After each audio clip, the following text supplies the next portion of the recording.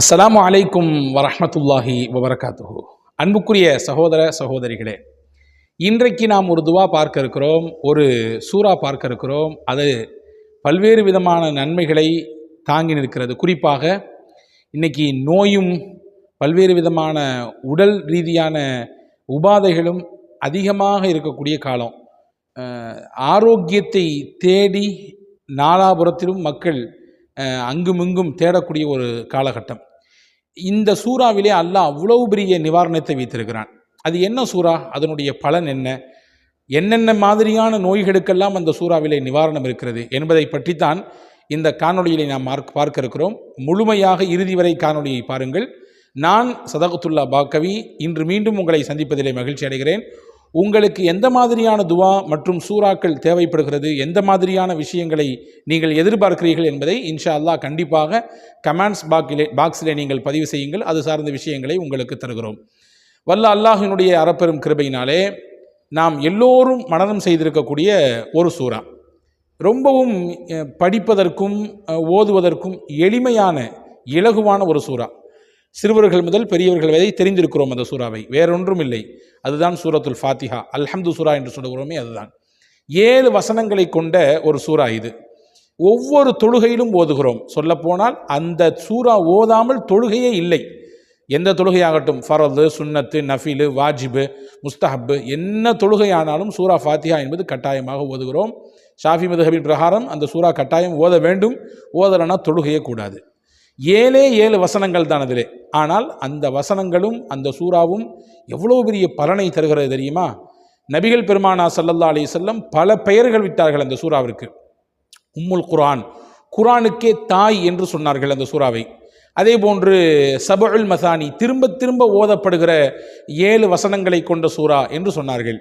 இப்படித்தான் அந்த சூறாவிற்கு ஒரு பெயர் இருக்கிறது, அஷ்ஷாஃபிய்யா, எல்லா நோய்களுக்குமான நிவாரணத்தை தரக்கூடிய சூறா என்று பெருமானா ஸல்லல்லாஹு அலைஹி வஸல்லம் சொன்னார்கள்.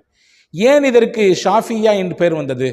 இதற்கு பின்னால் நபிகள் பெருமானா ஸல்லல்லாஹு அலைஹி வஸல்லம் காலத்தில், அவர்களுடைய வாழ்க்கையிலே, அவர்களுடைய காலகட்டத்தில் நடந்த ஒரு நிகழ்ச்சியை நான் இங்கே சொல்கிறேன். சையதுனா அபூ சயீதுல் குத்ரி ரலியல்லாஹு அன்ஹு, புகாரி ஷரீஃபிலே இந்த ஹதீஸ் வந்திருக்கிறது, முஸ்னத் அஹமதிலே வந்திருக்கிறது, இன்னும் பல நூல்களிலே இந்த ஹதீஸ் பதிவாக இருக்கிறது. அபூ சயீதுல் குத்ரி ரலியல்லாஹு அன்ஹு இந்த ஹதீஸ் அறிவிப்பு செய்கிறாங்க. நாங்கள் எல்லாரும் ஒரு ஊருக்கு போயிருந்தோம். போயிட்டு ரிட்டர்ன் வந்துட்டு இருக்கும் பொழுது ஒரு கிராமத்தை கடந்து வந்தோம். எங்கள் எல்லாத்துக்கும் கடுமையான பசி. அந்த கிராம மக்கள்கிட்ட போய், இந்த மாதிரி நாங்கள்லாம் வழிப்போக்கர்கள் பயணத்தில் இருக்கிறோம், பசியாக இருக்கிறோம், ஏதாவது எங்களுக்கு நீங்கள் விருந்தோம்பல் செய்ய முடியுமா அப்படின்னு கேட்டோம். அவங்க யாருமே கண்டுக்கலை. பொதுவாகவே விருந்தோம்பல் கேட்டு வந்தால் அவர்களை நன்றாக கவனித்து உபசரித்து அனுப்பணும். அப்படி தானே மார்க்கம் சொல்லுது. விருந்தோம்பலுக்கு பெயர் போன மார்க்கமாச்சே இஸ்லாம். ஆனால் அந்த பகுதி மக்கள்லாம் அதை பெருசாகவே நடத்துக்கல, கண்டுக்காமல் போயிட்டாங்க. இவங்க ரொம்ப களைப்படைந்து அந்த ஊரினுடைய எல்லையில் அப்படியே அந்த மரத்துக்கு கீழே கொஞ்சம் உட்கார்ந்துருந்தாங்க. அந்த நேரம் பார்த்து அந்த ஊரில் இருந்த முக்கியமான தலைவருக்கு பாம்பு கொட்டி உடம்பெல்லாம் விஷம். சில ஹதீஸுகளுடைய அறிவிப்புகளிலே கருந்தேல் வந்திருக்கிறது, சில அறிவிப்புகளிலே பாம்பு என்று வந்திருக்கிறது. ஆனால் ஏதோ ஒரு விஷஜந்து அவர்களை கொட்டி விட்டது. விஷம் உடம்பெல்லாம் பரவிடுச்சு. மூச்சு பேச்சு இல்லாமல் அப்படியே மூர்ச்சையாகி கிடக்கிறார். மூச்சு பேச்சு இல்லாமல் அப்படியே கண்ணை மூடி கிடக்கிறாரு. ஊர் மக்கள்லாம் அப்படியே ஆளாக பறக்கிறாங்க. என்ன பண்ணுறது, எப்படியான மருத்துவம் கொடுக்கறது, யாருக்கும் ஒன்றும் தெரியலை. கடைசியில் அந்த ஊரில் இருந்த ஒருத்தர் சொன்னால், எப்பா கொஞ்ச நேரத்துக்கு முன்னாடி ஒரு பயணக்குழு வந்துச்சு இல்லை, அவங்க ஊர் எல்லையில் தான் தங்கிறதா கேள்விப்பட்டோம், அவங்கள யாராவது மருத்துவர் இருக்கிறாரா, அவங்கள யாராவது வைத்தியம் செய்கிறவங்க இருக்காங்கன்னு சொல்லி பார்த்துட்டு வாங்கப்பா அப்படின்னு சொன்னாங்க. ஓடி போனாங்க 4 பேர். போய் இந்த மாதிரி உங்களை யாராவது வைத்தியம் செய்கிற ஆள் இருக்காங்களா, எங்கள் ஊர் தலைவருக்கு இந்த மாதிரி ஆகிப்போச்சு, யாராவது ஹெல்ப் பண்ணுங்களேன் அப்படின்னு சொல்லி கேட்டோம்னா, அந்த குழுவில் இருந்த சிலர் சொன்னாங்கன்னா, நாங்கள் இப்போ தான் உங்கள்கிட்ட விருந்து கேட்டோம், நீங்கள் யாருமே கண்டுக்கலை, இப்போ எங்கள்கிட்ட உதவி கேட்குறீங்களே, சரி ஓகே நாங்கள் செஞ்சு தர்றோம், நாங்கள் செஞ்சு கொடுத்தா எங்களுக்கு என்ன பலன், என்ன தருவீங்க அப்படின்னு கேட்டாங்க. என்ன நீங்கள் கேட்குறீங்க, எதிர்பார்க்குறீங்கன்னு சொல்லி அந்த ஊர் மக்கள் கேட்க, எங்களுக்கு 30 ஆடு தரணும், தந்தீங்கன்னா நாங்கள் வேணால் பலன், நாங்கள் உங்களுக்கு வைத்தியம் பார்க்குறோம் உங்கள் தலைவருக்கு அப்படின்னு சொல்லிட்டு ஓகே என்று அந்த டீல் பேசி முடிச்சாச்சு.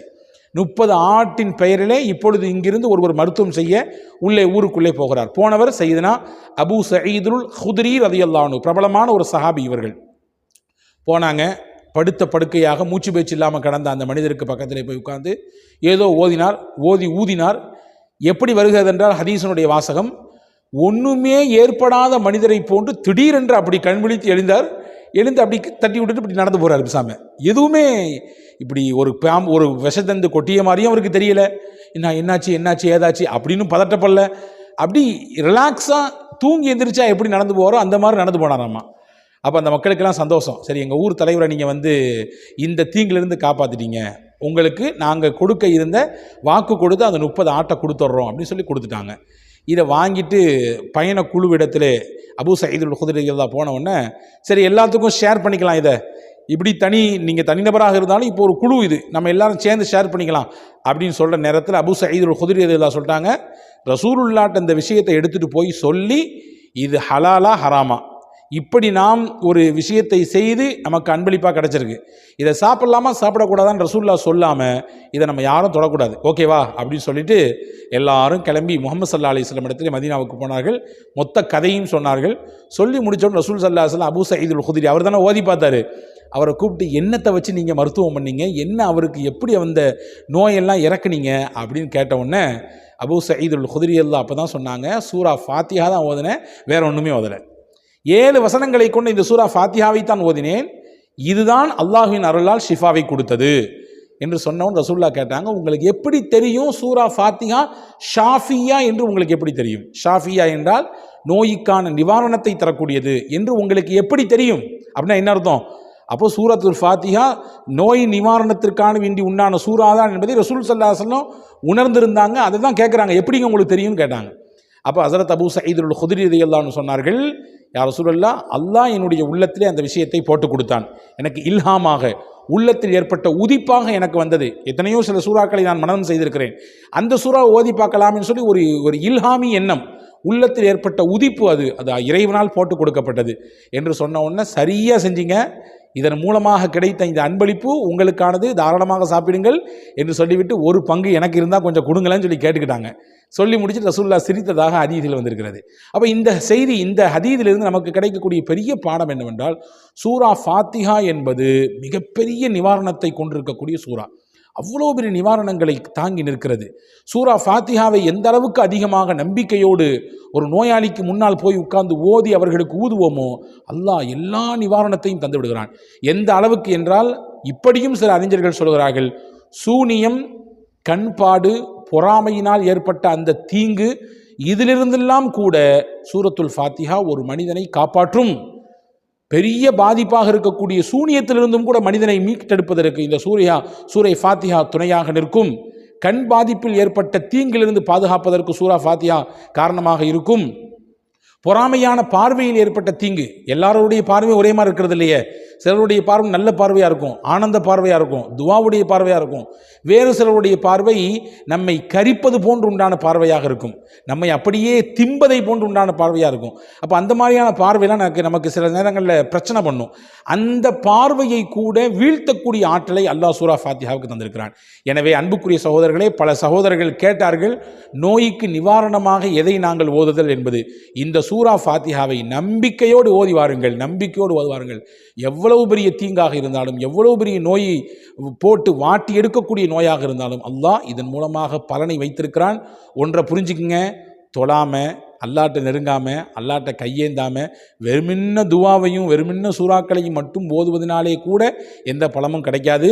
அல்லாட்ட தொழணும், கண்ணீர் வடித்து கேட்கணும், அல்லாவிடத்தில் மன்றாடணும், அத்தோடு சேர்த்து துவாக்களையும் படிக்க வேண்டும், சூறாக்களையும் படிக்க வேண்டும். அப்படி இருக்கிற பொழுது நிச்சயமாக ரெண்டும் கூடி சேர்ந்து அல்லாஹுவின் பேரருளையும் அவனுடைய பெரும்பதியான அந்த ஆரோக்கியத்தையும் அல்லாஹ் நமக்கு திருப்பி தருவதற்கு போதுமானவனாக இருக்கிறான். இந்த சூறா எவ்வளவு பெரிய மகத்தான ஆரோக்கியமிக்க சூறா என்பதை இந்த காணொளியில் உங்களுக்கு நான் தந்திருக்கிறேன். வல்ல அல்லாஹ் பேணி பின்பற்றி நடக்கக்கூடிய பாக்கியத்தை நம் யாவருக்கும் நசீபாக்குவானாக. அஸ்ஸலாமு அலைக்கும் வரஹ்மத்துல்லாஹி வபரகாத்துஹு.